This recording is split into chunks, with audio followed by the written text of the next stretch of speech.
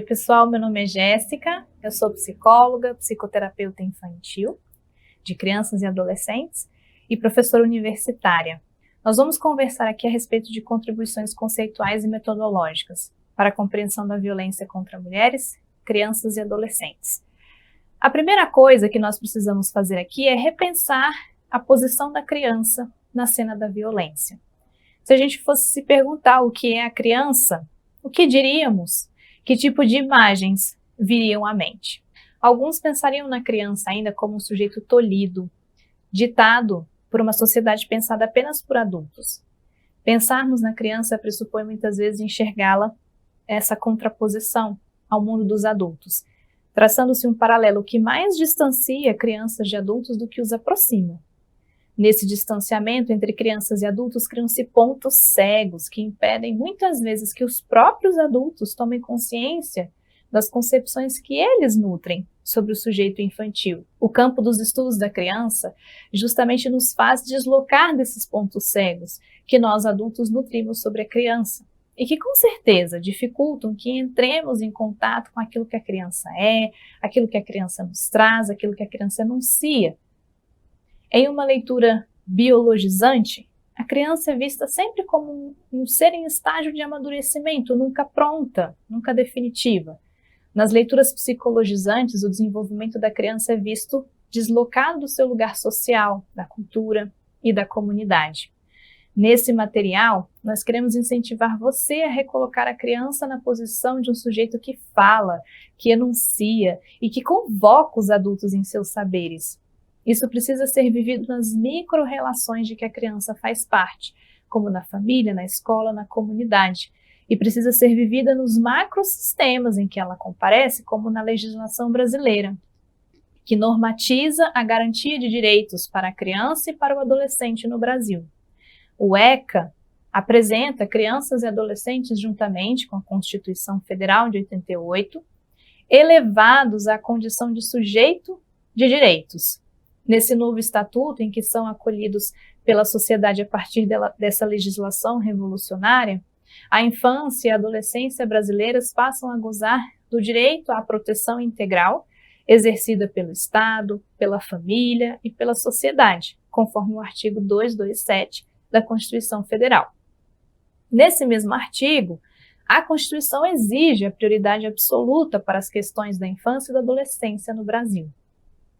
Seja nos contextos psicossociais de pertencimento, seja nos contextos jurídicos, a criança e o adolescente alcançam a condição de sujeitos.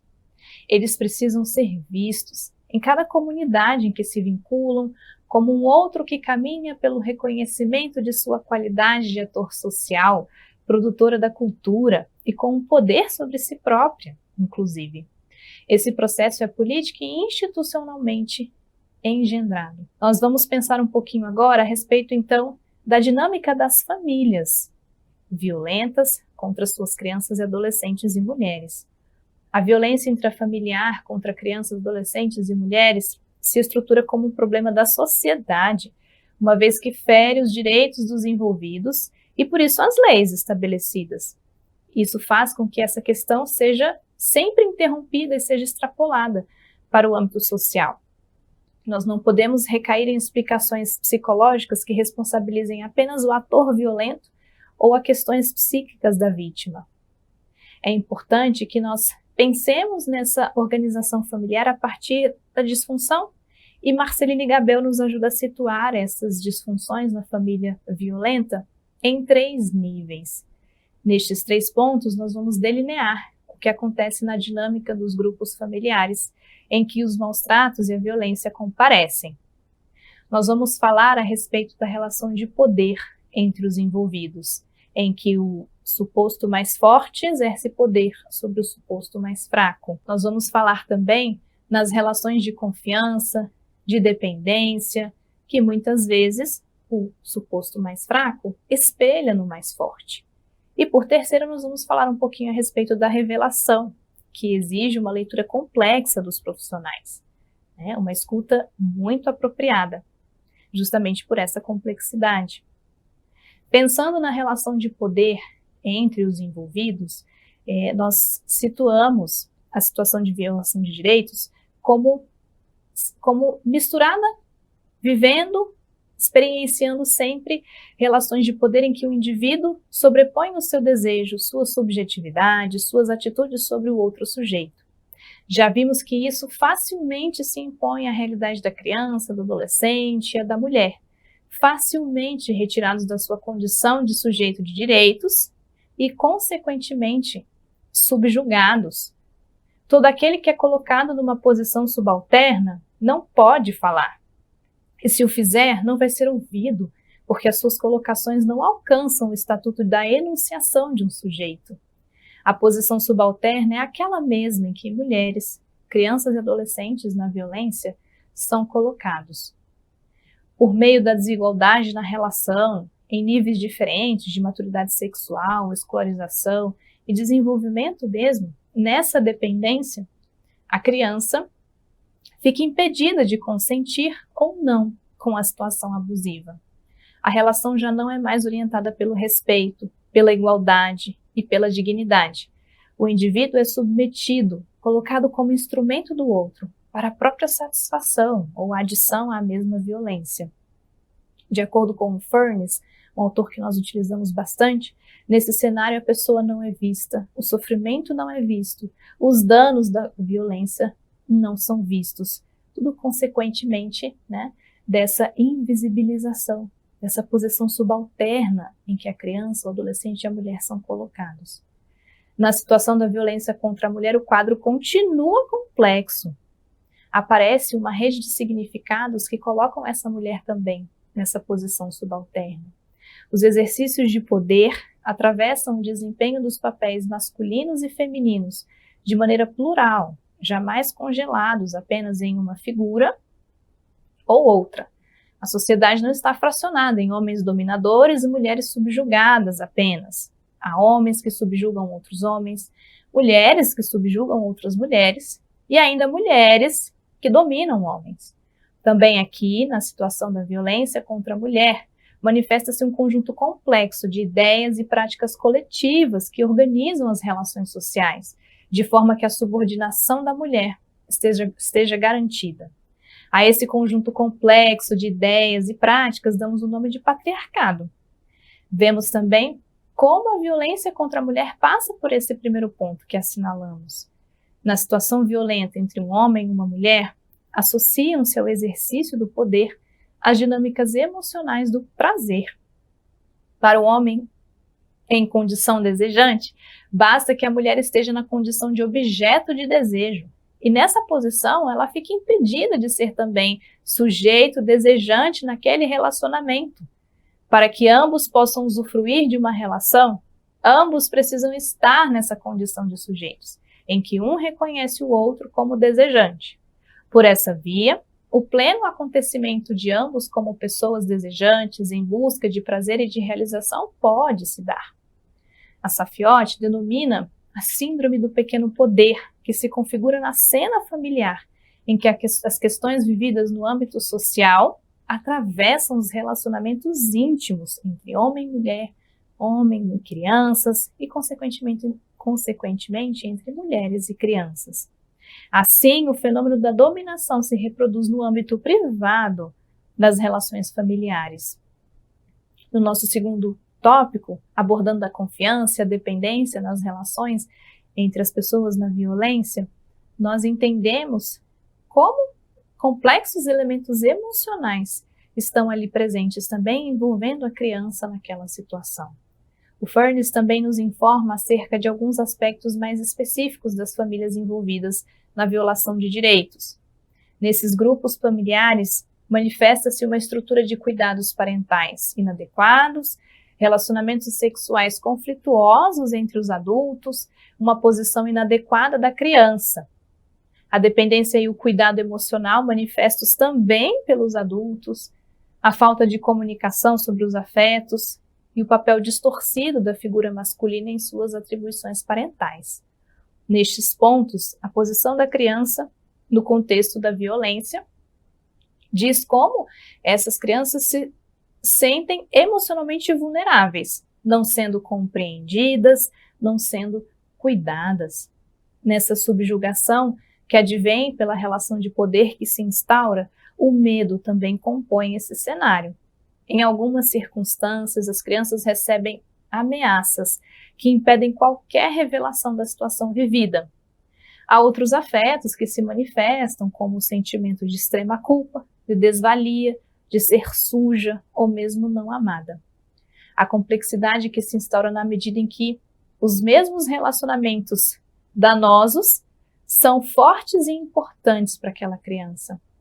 O apego e a dependência sinalizam que as pessoas mais importantes são também as que maltratam.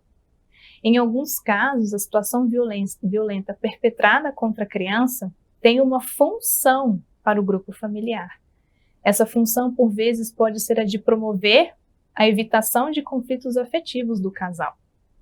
Aqui, os abusos cometidos escondem o desequilíbrio no relacionamento conjugal.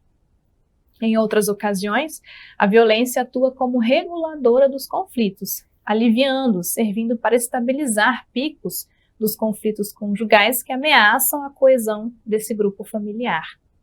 Há ainda outros fenômenos presentes na família, como a omissão no exercício da função interditora e a falta de limites entre as gerações. Diante desse paradoxo presente nas interações abusivas, a criança enfrenta um desafio ainda maior na apresentação da sua queixa. A revelação da violência perpassa justamente essa ambivalência vivida no vínculo da criança com um adulto violento. O desafio consiste em transformar aquilo que é vivido no íntimo, no intrafamiliar, em algo pertencente ao âmbito social, interventivo. No campo da violência contra a mulher, também está presente essa ambivalência dos afetos, expressa pelos relacionamentos duplo-vinculares. Guimarães, Diniz e Angelim, nossos colegas da Universidade de Brasília, apresentam um trabalho muito rico com homens e mulheres na situação da violência conjugal. Em suas pesquisas, eles perceberam que há a presença de um padrão relacional duplo-vincular, no qual predominam afetos contraditórios em um relacionamento com um potente investimento emocional. Essa dinâmica paralisa as mulheres e impedem que elas vejam as incongruências, os paradoxos desse relacionamento e, consequentemente, não consigam assumir uma postura protetiva para si. Essas mulheres se deparam constantemente com vivências relacionais paradoxais que abrangem episódios violentos, seguidos de reconciliação e reaproximação do casal. Em sua atuação, enquanto membro da rede de garantia de direitos, muitas vezes os profissionais se deparam também com esses paradoxos, já presentificados ali na vida daquela família. Você, como profissional, certamente já teve contato, ou se ainda vai ter, vai perceber esse paradoxo vivenciado por mulheres e crianças na situação abusiva. Nesse sentido, essa ambivalência também dificulta a revelação e a denúncia dos atos violentos na família. A proibição de se verbalizar os fatos se estende até a proibição de sequer se pensar nos fatos violentos que ocorrem com a vítima. A isso a gente pode dar o nome de dinâmica do segredo. O segredo presente na família contribui para um silêncio que protege a violência, por meio da vergonha, do medo, da dificuldade da obtenção de provas periciais, da ansiedade, das ameaças sofridas e também o medo das consequências da revelação dos abusos. A própria revelação acrescenta um novo risco de um trauma à vítima, a depender de como o silenciamento da violência se configurou como constitutivo da situação abusiva. A dinâmica do segredo que se instaura na família captura a criança, fazendo-a se sentir responsável pela regulação do grupo, pela estabilidade emocional da genitora, pela segurança dos irmãos e pela tentativa de isentar o agressor de suas responsabilidades. Ao falar sobre a situação vivida, a vítima experiencia a angústia de colocar a família em risco ao trazer coisas terríveis à tona. Os profissionais precisam garantir que a criança entenda que ela não participa em nada pela responsabilização da situação ocorrida. No cenário da violação de direitos, a vítima jamais será culpabilizada, ainda que experimente a culpa. Frequentemente, a vítima faz tentativas de revelar a situação vivida a um e ao outro. Vai procurando um que seja mais empático, mais disponível, mais atento. Enquanto ela tenta fazer denúncias muito sutis, esperando que o outro interprete os sinais do seu sofrimento, ela corre o risco de não encontrar uma referência verdadeiramente protetiva, que vá fazer alguma coisa para interromper a violência ou o abuso. É importante que a vítima encontre essa proteção, encontre um espaço para a revelação da sua violência. O encontro com um terceiro percebido como alguém confiável poderá fazer com que a palavra da vítima se torne uma palavra social na situação pós-revelatória e convoque, assim, a intervenção. Olhando para a família personagem que está mediando as nossas discussões aqui no curso, pare um pouquinho depois do vídeo para pensar a respeito dessas dinâmicas de poder que aparecem na relação com as crianças e a mulher do nosso caso, né? E pense um pouquinho também nos elementos que talvez tenham dificultado a revelação do abuso sexual pela menina da nossa história a algum adulto confiável, até que ela tivesse encontrado a professora, que interpretou os sinais do seu comportamento.